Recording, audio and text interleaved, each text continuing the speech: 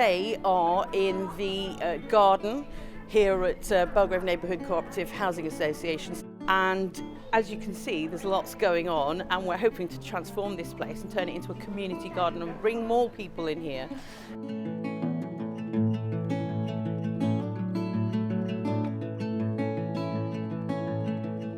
We've got huge plans for this place. We really want to open it up to the local community, and one of the things that we were looking at was to do something with the garden and the space here, and how do we bring, not only our tenant members but members of the local community here. When Fee came along from the Wildlife Trust and said, actually, how can we help?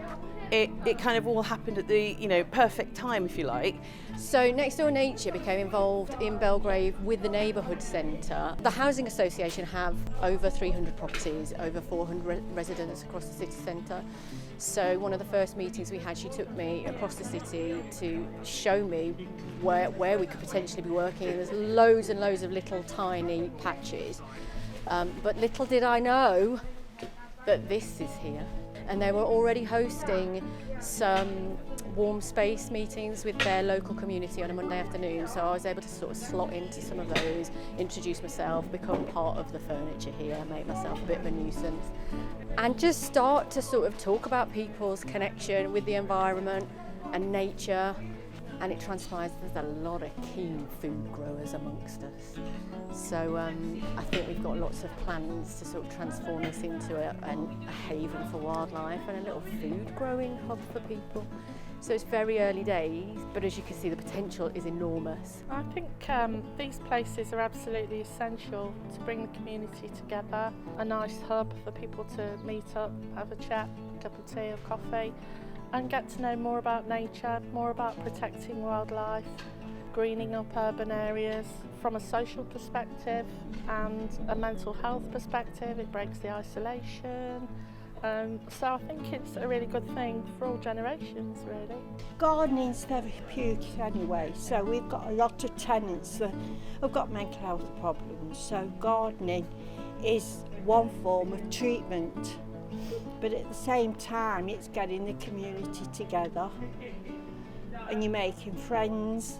Come here occasionally when I have free time or during the school holidays. It's really nice to come here as we get to know more people and get to meet and greet with other people. I love nature. Everything means nature to me, as it's natural scenery, beauty, as it's natural and we get it from Mother Earth.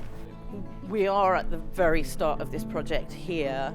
Long-term plans include, hopefully, we're in negotiations at the moment of trying to create a food pantry in our garage space.